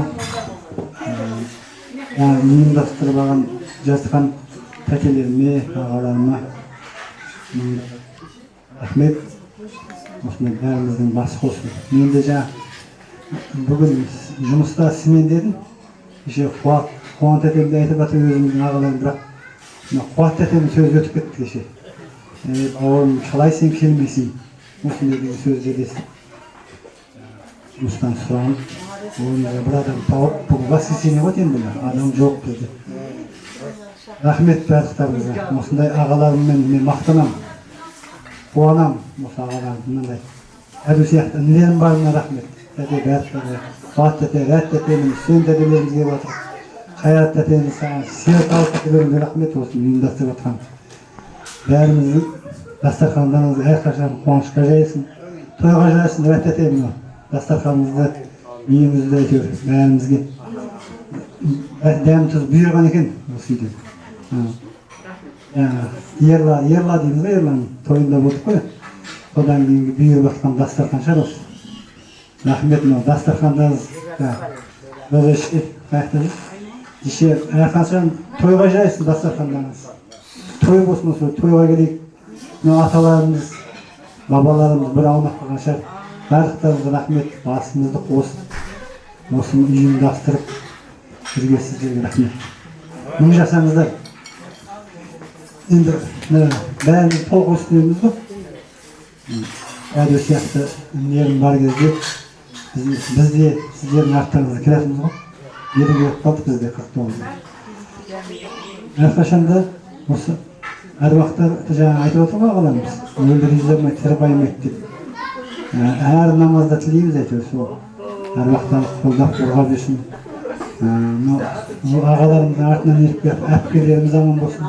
Інілеріміз, бауырларымыз, жеңгелеріміз осыны ұйымдастырып жатқан. Дастархан жайып отқан жеңгелеріміз, әпкелеріміз жаңа келіндерге рахмет. Шапқылап жүрген інілерімге рахмет. Біздің артымыздан ең кенжетай болып жүрген осы уақытқа дейін. Бүгін жаңа ойлаған ғой, қуат кетемін звондағанда. Неге қызмет жасайтын шығармын деп ойладым мен. Өйткені інілерім білмейді. Самонды барып, әдет тапқан, қайын жұртқа барсам да мен самонды діншітейін. Рахмет бауырларым. Төрде отырдым бүгін. Аллаға шүкір, менің бар етім. Сәду бастаған үнеріме рахмет бәрдіктаңыз. Осындай, рахмет. Айтады бар, сөзім жоқ шын, рахмет бәрдіктаңыз. Байқаласа тойдан қалмасаңыз, бұдан кейін постоянно төрде отырасыз ғой. Төрде отырамын деп келе берсеңізші. Аха, смело. Ал енді ағайындар мынау жаңа айтып жатырмыз. Ендігі тостың кезегі мынау Рәттек ағамның үлкен ұлы. Жасұлан ініме тілектің кезегін берейік. Бәріміз бір-біріміз тыңдап, сөзін тыңдап, әңгімесін тыңдап отырайық. Келінім бір жақсы тілек ниетіңді айт. Құрметті мынау құранға жиналған қауым, кешеден бері енді үлкен іс-шара атқарып жатырмыз. Қошқарата еліне барып, атамыз бен апамыздың басына барып, құран бағыштап, сол кісілердің басына барып қайттық кеше. Бүгінде енді қатын құран түсіп жатыр, қалған қонақтар келіп жатыр. Мынау біздің Ынтызарбек атамыздың артынан енді 7 қыз, 5 ұл тәрбиелеген. Оның артынан енді біз еріп, атам өте керемет кісі болған, азамат кісі болған, өте қарулы, осы ауданда, облысымызда өте абыройлы азамат болған. Қай жерде болмаса да ол кісінің көзін көрген кісілер тек жақсылығын айтып отырады. Ол кісі енді маған өзінің батасын беріп кеткен, осы үйге келген кезде Жасұлан балам деп батасын беріп, осы жерге келген кезде анау жерде көк тапшан бар, сол жерде жататын. Содан кейін түнде тұрғызып, мен қасында жатам. Балам анау Багира деген ит болатын. Қарашы ана байылған қау болмасын жерде туалетке барып, қасында жүретінбіз. Сөйтіп батасын беріп кетті. Бата менен белгі көреді дейді. Сол кісінің батасының арқасында әйтеуір жолымыз болып, Қазақстанның түкпір-түкпірінде абыройлы азамат болып жүрміз. Енді ол кісінің балалары мемлекеттік қызметте болмаса да, немерелері мемлекеттік қызметте біз абыройлы азамат болып, медицина саласында, кәсіпте жақсы қызмет атқарып жатыр немерелері. Үлкен өніп өскен отбасы әулет болып жатырмыз. Осындай жиналыстар басы соңы болмасын, ары қарай жалғастыра берейік. Біз жалғастырайық ары қарай. Сіздер бастадыңыздар, біз қостайық. Сіздерге рахмет, алтын уақыттарыңызды бөліп, осы жерге келіп, жақсы ниет тілегіңіздеріңізді білдіріп жатсыздар. Әрқашан жақсылық тойы болсын. Рахмет. Бәрекелді, рахмет. Ал ендігі тостың кезегін палуан берген. Бұл Алпамыс ағамның үлкен ұлы Фархат деген. Фархат деген өте керемет, мен інім. Өзі машинаның хирургы. Машинаны сояды. Машинаны сояды, жүрегін ауыстырады, өкпе бауырларын қайтып жинайды. Осы машинаның несі қасабы. Машина сояды, молодец, уақытын бөліп кетті. Тәте деп қалада көрген жерде амандасып, жаны қалмайды, мені інім көріп атсың. Жаңа 3 атадан тараған ұрпақ, мені Медет атамыздың 2 қызы, үлкен ұлы, жақсылап түрлерін көріп ал, Құда қаласа мынау ағаларымыз ашқан группада бір-бірімізден тартынбай, қашпай, ешкімнің іш нәрсесіне мұқтаж емес, бір-бірімізге мейірімділік танытып, қолдап, қорғап, ол тойда берген нәрсе тойда қайтады дейді. Тойдан қалмай, Құдай қайғыдан сақтасын. Бірақ дегенмен қандай орта болсын, бір ортадан табылып, бір үйдің баласы екенімізді білдіруге тырысайық. Құдай қаласа, өзің бір жақсы бір тілегіңді айт, інім. Ал менің сіздердің барлықтарыңыз танысқан қуаныштымын. Негізі көп сөйлеймін. Әрқашан тойда, қуанышта осындай басымыз жиналып жолға береді. Болды. Жетеді. Енді тоқтаңыз, нақта да бар ғой. Кел бер қарай. Асылбек інім бар. Астанадан уақытын бөліп кетті, оңай емес. Астанадан ақшасын берсең адамдар шақырамайсың. Ата бабасының рухына қол жаюға келіп, кеше Шаңалақбасты көрем деп Шаңалақбасқа барды. Шаңалақбасты көріп, ата бабамыздың туған жері өз жер екен ғой деп, анау жаңағы Бәтей атамыздың үйі, Есенғали бидің аяқ жағында үй бар ғой, Ерғас тұрған. Бәтей атам, Қуант әкем сол үйде туылған екен. Ескі үйінде туылған екен. Көрдіңіз ба, бұл кісі уже көне адамның несін болып, кеше көріп, туған жерін көріп, сондай керемет үйін көрді. Ініме рахмет, міне жақсы бір тілегіңді айт. Әрқашан осындай жиын той болғанда қалмай, ортада топпен шаба бер, шаңға тастамаймыз сені. Әрине. Сіздерге көптен көп рахмет. Көптен көп рахмет. Осындай үлгі болып жатсыздар, бізге жол көрсетіп жатсыздар. Сіздердің жолдарыңызды біз ешқашанда сөндірмейміз, ары қарай жандандыра түсеміз. Ешқашанда ұмытылмайтын сәт бұл, мәңгі жадымызда сақталады. Көптен көп рахмет. Әрине бүгінгі оқылып жатқан, кешегі оқылып жатқан Құран қабыл болсын, бір Алланың құлағына шалынсын. Аман есен болып, жылдан жылға осылай бас қосып жүре берейік. Төрт көзіміз түгел болсын. Бәрекелді інім, деген қадамға гүл бітсін. Енді мынау тілектің кезегін, жаңа ауылда біздің Қарашаңырақта Сәкен ағам бар. Сәкен ағамның тұңғыш ұлы Ғабиден деген інім бар. Өзі дара туған, өзі ерекше өзі. Анша-мұнша ешкімді қасына жолатпайды, үйленбеген, свежий, пригодный, ешқандай хозяйка болмаған, ешкім қолданбаған, қолынан ұстамаған, қатарласып шаппаған. Бұл өзі жеке шабат, жеке тұрады, осындай дара өз, дара. Единственный, бұндай адам кемде-кем шығар, 36 жыл болып жалғыз шауып келеді қанына. Ешқандай ат жалғыз шабылмаған негізі, топқа тығылып. Ініме берейін, бір жақсы тілек айт, інім. Ал құрметті ағай тұтқан ата апа аға әпкелер, бүгінгі бір атаның уақыты үш әулет бірігіп, әруақтарды еске алып, бір жерінен білмейтін, танымаған ағайын туысқандарды жатқанымызға бәріне қуаныштымыз. Ал бұл бастама, бағадан бері айтып жатыр ғой, аталарымыз сол ораза естелік кезінен бастап ұйымдастырылып, бүгін міне бәресі жетіп, жиналып, бәріміз танысып, әруаққа Құран бағыштап жатырмыз. Аллах тағала қабыл етсін біздің ата-апаларымызға арнаған дуа тілектерімізді. Ол кісілердің рухтары жәннаттық болсын.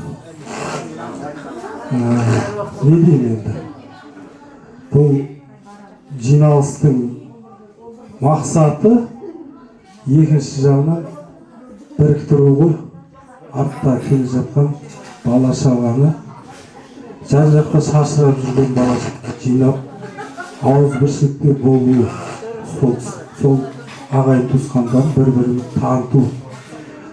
Ағайын туыс болғаннан кейін, бұл өмір болғаннан кейін жақсылығы да, қайғысы да бар. оның бәрін бірге көтеретін ағайын туысқан. Ол жағдайлардың бәріміз бірге атсалысып жүрейік деген мақсат ниет. Тойы бар, басқасы бар, бәріміз сол жерде атсалысайық деген ниет. Біз әрқашан үлкен кісілердің айтқанына қосыламыз, сол кісілердің айтқанымен жүреміз. Не деймін енді, барлықтарыңызға денсаулық, үлкен кісілердің дендері сау болсын, қызықтап жүре берсін, ойнап күлсін.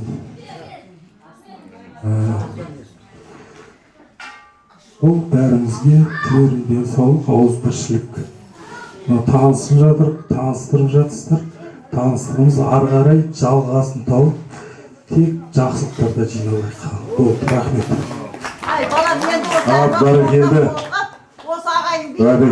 Бәрекелді. Асықпаңыз, мамаша, жас баланың ойын бұзбаңыз. Бала жас баланың ойын бұзбаңыз, мама. Құда қаласа өзінің несіне қылады, өз уақытысы ғой, әр нәрсе өз уақытысы ман. Биыл жиналамыз деп кімнің ойнап екен? Уақытысы келді, құда қаласа бәрі дұрыс болды. Енді мынау кеше бір кісілер айтып жатыр, мына енді ағайындар группа ашып жатыр, ағайындар не қылып жатыр? Мынау абысын тату болса ас көп, ағайын тату болса ат көп дейді. Ағайынның тату болғанынан пайда жоқ екен, азақ екен негізі. Мына абысын тату болса үйде жатқан ағайынды сүйреп шығар екен ғой.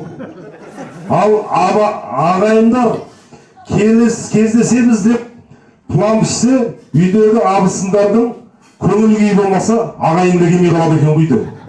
Сол үшін мынау жеңгелеріне Құдай сана берсін, сабыр берсін, ағаларымды жарқыратып алып жүре берсін. Алла қаласа мынау жейтін асымыз мол болсын, шабылатын атымыз көп болсын. Біз ағайындар ләкілдей бергенмен тас шықпайды. Сіздерге қарап қалдық. Мен басым байқап қалдым, анда-санда басым шайқап қалдым. Сол сияқты мен жеңгелеріме Алла сабыр берсін. Жатар кезде кәлим емес осы кісілердің аттарын жайып жату керек болып тұр. Келесі жылы жолығу үшінші. Бұл кісілерге дұғада болмасаң, келесі жылы отырамай қалайын деп тұрсың. Сол үшін осы кісілерді жаңағы ата-бабамыздың аруақтары жаңағы желеп жүрсін. Мына жалғыз жезден келіп жанамайын. Құлақ естімейді дейді, бәрін естиді. Әшейін техничный анау. Кинодағылай отырсын, жайлап ше. Жаңағы медитатан басына барып, Құран бағыштап шығып келе жатсақ, бір екі бала жер қазып жатыр. Сонан жаңағы алдертедем айтты. Мына ана екі қыздың миын жеп, терезеден ашчап, сені салбон мәшінеге деп. Сөйтіп жаңағы жер қазып жатыр екен, жанымда келе жатырмын ғой. Мен айтам, мен мына барасың ба, жүре берсінші үшін. Мына барасың ба деп қазып дайындап қойды. Бармайын. Естіп қойды. Бармайын дейді. Жалмауызға да жан керек дейді. Кәрпейдім дейді. Бұл да кеткісі келмейді. Қызықшылық көргісі келеді бұның да. Иә. Жездері, көретін жарығың көп болсын, жейтін наның, суың көп болсын. Әпкенің қасынан кетпе, ажырама, жүре бер өстіп. Ендігі тілекті мынау, Ерлан қайда, Ерлан?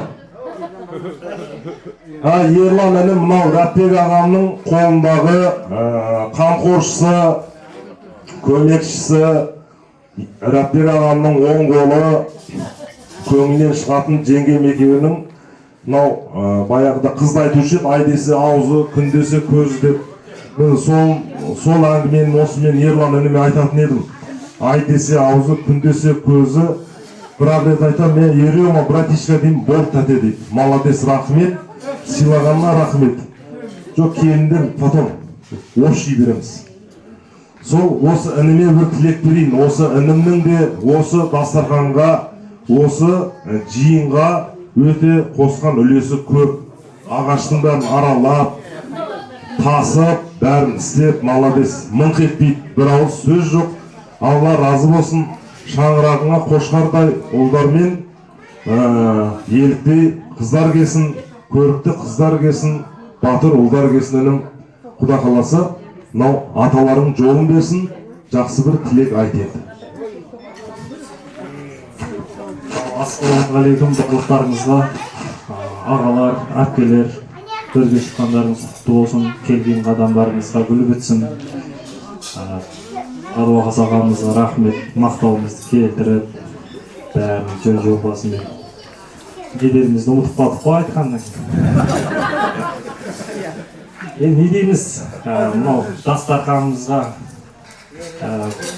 осылай тек жақсылыққа жайылсын. Барлықтарыңызды көргеніме қуаныштымын, көріп қуанып жатырмын. Тек қана осы ағамыздан қызық қуаныш кетпей, тек осындай жақсы күндерге жолға берейік.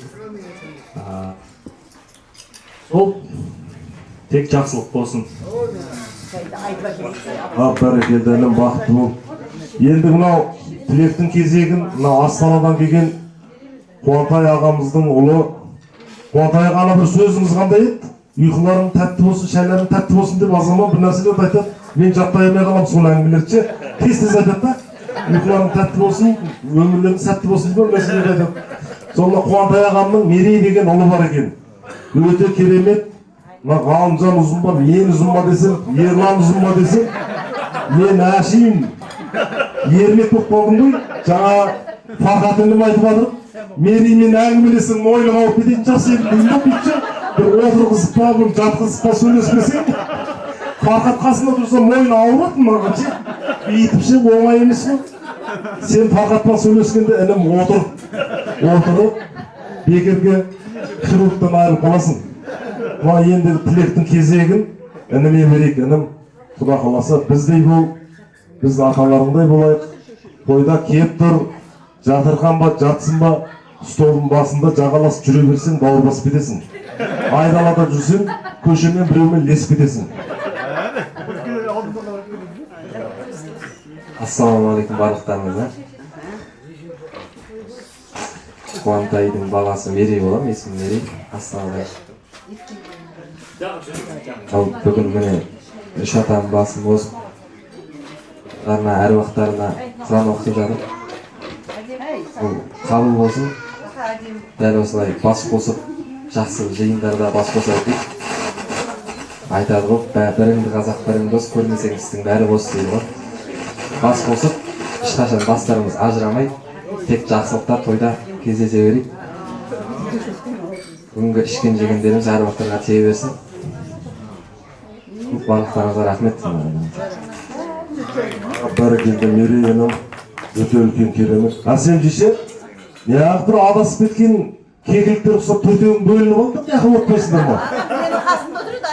Білмеймін, бір адасып кеткен кекіліктер ұқсап төртеуі бөлініп алды. Сәл көздерін бұлай қараса, ұшайын деп тұр, бұлай қарарларса өркіп тауыр бәлер. Олар автоматически жиналып қалады. Соңғы төртеу қайта мен қосам, араластырам, қайтып бөлініп кетеді. Енді тілектің кезегін ерді жеңгелерімізге берейік. Жеңгелеріміз айтсын. Әсем жеңгемізден бастап сөйлей берсін, е? Или жешеңізге берейін, е? Майор бар, полковник, ефрейтор, бригадир десе жүрсін. Ряда ойлар. Кән, енді тілектің кезегін мынау Ынтызарбек атамыздың үлкен келіні кешеде жаңа айтып жатыр ғой, Қуант әтем айтып жатыр. Біздің тойымыздың бәрін тауысып, соңын бәрін жауып, шапқылаған бұндай адам жоқ шығар. Бәрінде қайырды жүрмеген, бәрін таниды, бәрін біледі деп, сол айтпақшы мен шешеме тілектің тілегін берейін. Жай сөйле, көзге түспей құрсын. Келесі жылда жиналамыз. Жай сөйле, жай. Ал құрметті құда жігіттер, құрметті мына қайындарым алтын асықтай. Әшім сүйтіп отырсыңдар. Мына алсын адындар қыздар айналайын. Оны елеп ескеріп, бүгінгі күн ата-бабаның әруағына келіп қол жайып атқандарыңызға мына алғыс. Дендерің сау болсын, осы оққан Құран сауап болсын. Әруақ қолдап жебіп жүре берсін енді. Мен аталарымды айтсам, қысқаша айтайын, үш атамда менің мақты. Ондай аталар жоқ қазір, отыр ғой міне. Қара мұртты ширатқан қымыз қиып ішіп. Керемет аталар болған. Анау Майтөбедегі атам, мына Дәуғайын деп қоям.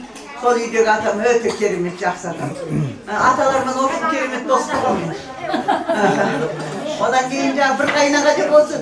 Мынау мына Қайрат қайным үйімдегі атамды бір қайнаға десін. Сөйтсем, менің атамнан бір ақ жас екен аралары. Аға деймін ғой, сөйтсем менің атам ұқсат. Қаяқтың ағасы болды, алға салама ата деп айттым. Сөйтіп. Ой, талай неше түрлі болды аталармен.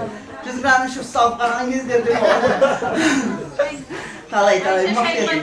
Мейлі бәрі жақсының жақсылығына дейін. Аман есен болайық, бәрі жақсы болсын. Мен атам мықты ата Майтөбеге бәйгеге барады ғой.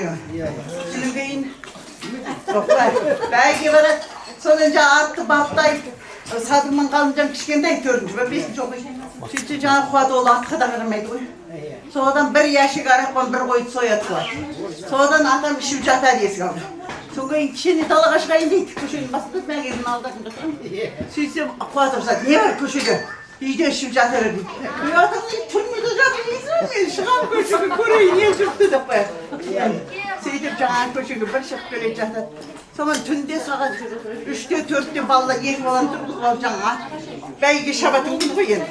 Соны тұрғызып суға арады бір бәле істейді. Сөйтсе жаңағы қуат тұрмайды ғой, сөйтсе атаңа етін ас басып әкелерін жатады. Мынаны бүйтпейді, сөйтпейді, мына екеуін тұрғызса екеуі бақ тұрған. Сол күні бірінші Данайыптардың атынан ой бәйгісінен бірінші келді. Жаңағы магнитофоны бар, жылқысы бар, кілемі бар. Öyle атам сонда атты сөйтіп жүріп бақты. Сонда бірінші келеді ғой. Сонда керемет соны енді ат кемей жатып айтайын. Соны қуатқа да сездірген бір дәу мықты ғой ол кезде қой деген кезде. Дәу қойды сойып тастадық. Дәу шараға помидор турап тастадық. Тоқашты пісіріп тастадым. Есік алып түнімен сырып тастадым. Сөйттім да ертесіне азанда 2 қызды алып баняға кетіп қалдым. Сөйтіп баняда 2 қыз шомылдырып жатсам бір кісі келді жаңа баняға бір жеңгем. Әй қыз шық. Адам бірінші орын алып келді. Бол шық есік алды адамдар көп тұр деді. Мен оны ойладым, қайта 2-3-те келеді, мен тез барып келдім. Ойбай деп 2 қыз шомылдыра салып жаңа. Кімі қатшы? Айтып қойдым ғой. Кесен, 4-ші ферма, Майтөбе, тола. Содан жаңағы аброт, тәбілгенге қосып. Қазанда жаңағы құртақты істеді. Түнгі 2-ке дейін 5 жыл болды ғой жаңа. Керемет. Сол адамның талай жақсылықтары дұрыс қойды. Аман есті. Сондай. Мен 80 жыл тұрмыс құрғам. Міне 46 жыл болды. Осы бала-шағаның бәрі менің қолымнан өтті ғой енді. Құдалық тойын бәрі. Ырзамын қыздарға да осы уақытқа дейін бір іс шай деп, біреумен бәрі сөйлесем сөзімді көтереді. Бәрінен азымды айтам, бәрінен сөзімді айтам, бәрі керемет. Аман есен болайық, бәрі жақсы болсын. 46 жыл кім шыдайды сиқымдарға айтшы. Бір медал тақпадыңдар. Бір батыр қайным айтқан. Бол, келесі жыл Майоркада кубок аласыз, кубок. Жинап кубок. Майда шүйде медал не қыласыз? Ендігі тілектің кезегін мынау видео түсіретін жігітте уақытым бар деп жатыр, 2,5 сағат уақытқа келген, 3 сағаттан асып жатыр екен. Енді мына 1-2 тілек айтсын, мына жеңгелерім сөйлеп кетсін, ағаларымның еңбек жеңгелерім. Осы кісілер болмаса біздің басымыз қосылу қиын. Сол үшін осы кісілерді біз құрметтеуіміз керек. Енді тілектің кезегін осы шаңырақта Рәпбек ағамның генералына берейін. Ағама жақсылап қарасын, мақтау көріп бұл кісінші. Жеңше. Құрметті алып келген ағалар, қыздар, қайынсіңлерім, ағаларым, қайындарым, келген қадамдарыңыз, аяқтарыңыз келген болсын. Осындай жақсы күндер көп болсын. Ата-бабаларымызға, аталарымызға берген әке-шешелерімізге оқылған құрандарымыз Құдайды құлағына шалынсын. Құдай Алла тағала бізді желеп жүрсін. Осы ішкен жегеніміздің бәрі тие берсін. Келгендерімізге көп рахмет. Есігі ашық, той жасаймыз деген адамдарға есіктің алды ашық, мінетін көрдіңіздер, талдың асты бар, талапқа құрмайсыздар. Енді келгендер, кеткендер біздіңіз. Ал ендігі тілекті мына Қуантай ағам үйіндегі жеңешеме берейік. Астанадан келді, өзі былқылдап сылқылдап отыр. Қазір береміз, мына жеңгелеріміз аяқта болайық, рахмет. Енді ол анау бізді өте жақсы тани бермейді ғой. Жеңгелерімізге бір берейік. Көз көрген рәт болмаса біздігі несі қалсын. Құрметті аға, қайныларым, қыздар, жеңше, абысындарым, келіндерім, ажындарым. Мынау кешеден бері өзі құран оқып тұтасты ғой енді. Әр уақыттарға құран оқып тұратын жандарымыз қабыл болсын. Құран оқып тұрған шығар, ағалар. Айтқан жерлер жайлы болсын, топырақтар тоқа болсын. Ятысып жатырмыз, танысып жатырмыз. Құдайға шүкіршілік. Үш әулеттен сонша бала, қыз, әлде дегенде сырттағылар бар ғой. Енді тек қана осындай Құдай памақ емес, тойларда бас қосайық. Қыздар түгелдей кесе. Мен өзім арманым негізі. Мысалы біз бір әулетте 9 бір айрақ ұсаған үйіп неғыс екен деп армандайды өзі солай. Әу баста түскен кезде, кейін түскен кезде солай. Құдайға шүкіршілік енді. Сол сияқты мысалға тойға шақырған кезде қыздар бір неде солда ылғи күйеулермен отырса, әйтеуір неғыса деп армандайтын. Құдай соған да жеткізсін, Құдай қаласа. Құдай тойдан артпасын. Балдарымыз үйленіп, әлі бар ғой, қыздар балдар бар ғой, тұрмысқа шыққан. Қыздар жаңағы төркін болып барайық, Құдай қаласа енді. Танысып жатырмыз, білісіп жатырмыз, таныстығымыз арта берсін, одан ары. Дастархан тек қана жақсылыққа, қуанышқа жайылсын.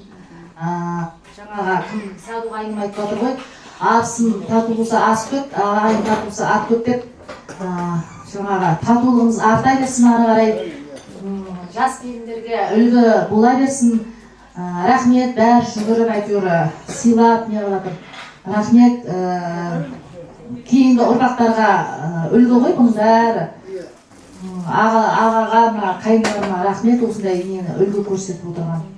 Тек жақсылық болсын, қуаныш болсын, көргеніміз той, жегеніміз той болып, жылдан жылға басымызды қосып, шапқылап, осылай сізіміз жоғалмай, көрген кезде құшақтасып сәлеміз түзу болып, аман есен жүре берейік. Ал мынау ендігі тілектің кезегін алпамыстардан үлкен ба? Алдырдардан үлкен ба? Бос үлкен ба? Кәл. Екеуіңізді сапелік бір күрестір болам ба? Екеуінің нелер бір бес сау дейін екеу? Екеуін бір күрестір болам ба дейін? Кәл, нұрлы қыз жеңше.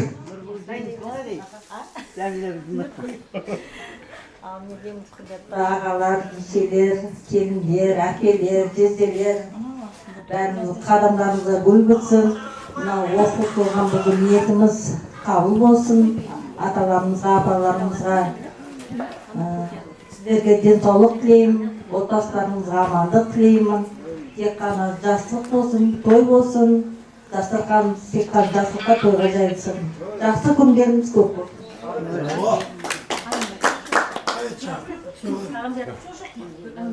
Қара шаңырақтан келіп қалай сөйлемейді ме кісі? Постоянно осындай. Постоянно. Құрметті көпшілік, жиналған қауым. Айтылып жатқан көп тілектер, оқылып жатқан құрандарымыз, дұға тілектеріміз ата-ағаларымызға тие берсін. Жатқан жерлері жайлы, жандары жанаттан болсын. Келешек ұрпақтарымыз да бізге осындай құран бағыштап тұратындай болсын. Енді тіршілігімізде Құдай қаласа қуаныштарда, тойларда бас болсақ, амандықта, есендікте болайық. Жақсы күндеріңіз көп болсын. Ал құрметті ағалар, жеңгелер, әпкелер, қайынсіңлілер, қайындарым, келіндерім. Бастап атқан бастамамыз құтты болсын, оқытқан құран, дұғаларымыз әруақтарға тие берсін.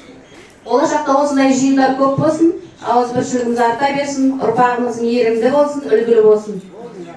Аға, жеңге, шаңырақтарымыз көп бола берсін. Құда қаласа шаңырақтарымызға алтын асықтай, қошқардай ұл келсін, күміс қасықтай күлімдеп қыз келсін.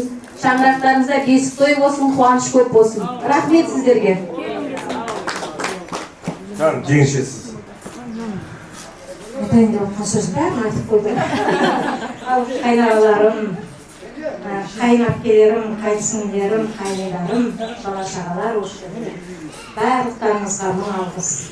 Бүгінгі оқылған Құранымыз қабыл болсын.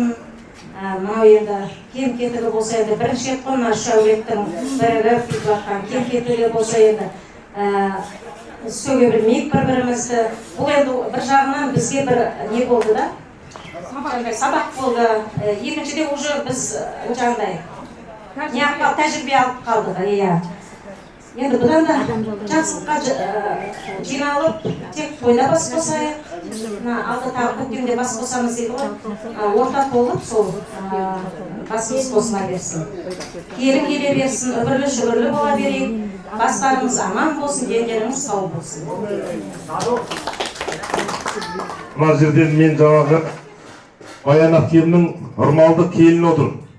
Бір тілегін айтсын. Осы келін келіп тілегінді айт, жешелерің сөйлеп қойдың ерді. Ағаларың сөйлеуді, ол кісілер қызметте, келін сен сөйлеу.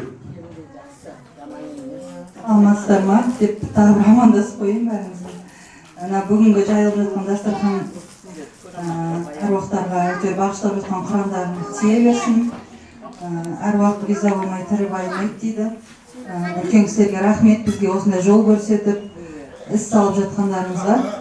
Әулетімізде шаңырақтарымызда тек қана той болсын, біз сол қызмет етіп, шаршамай шапқылап жүре берейік. Сіздер біздің алтын қазыналарымыз, аман болыңыздар.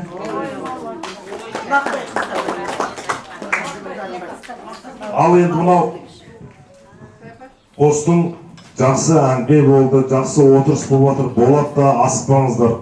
Енді мынау видео түсіретін жігіт шақырғанымыз өте керемет болып, бұл бір естелік. Келесі жылы, арғы жылды салыстырамыз. Келесі жылда бұл жігітті алып алайық. Мынау тауда таста түсірейік видеома, өте керемет не болсын. Бұның бәрі естелік қой. Ертең кім бар, кім жоқ. Сондықтан да осындай әрбір сәтті түсіріп, естелік қылып алып жүрген рахмет. Ал енді мен бір тілек айтайын. Барлықтарыңыз аман болыңыздар. Мынау оқытқан Құранымыз қабыл болсын. Шаршамай жүре берейік. Мынау ата-баба аруақтарына арнап Құран оқытып жатырмыз.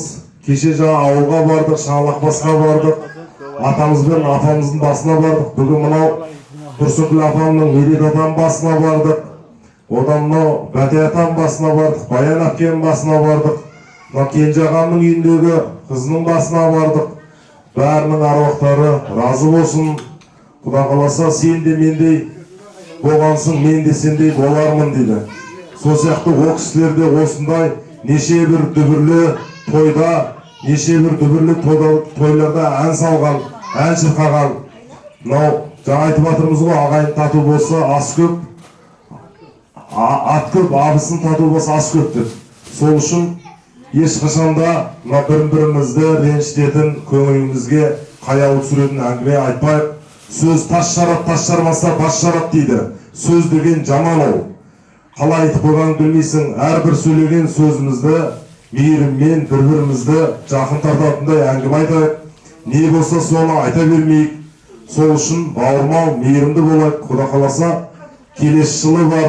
Қысты күні Құда қаласа бір соғымбас жасайық, соғымбаста бас қосайық, улап-шулап бәріміз. Не обязательно бір жылда бір рет кездесесіңдер деп, біреу бізді бір контрактіге қойып қойған жоқ қой, бұдан кейін кездеспейсіңдер деп.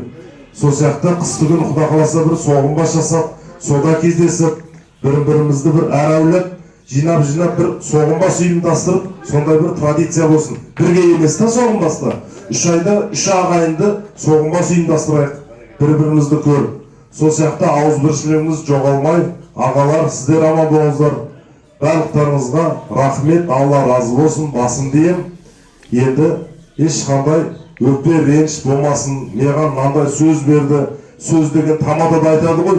Сөз деген өлім сияқты біреуге ерте, біреуге кеш дейді. Сол сияқты кімге қашан не келетінін білмейсің. Сол сияқты ренжуге болмайды. Бәрімізде өскен, өңгенбіз, ондан айта берсең, менің де көргенімді ондан айта берсем таңатайын деп тұр. Сондықтан да аман болайық, 12 мүшеміз сау болсын, мейірімді болайық, жанашыр болайық. Рахмет, үнтаспашы болайық.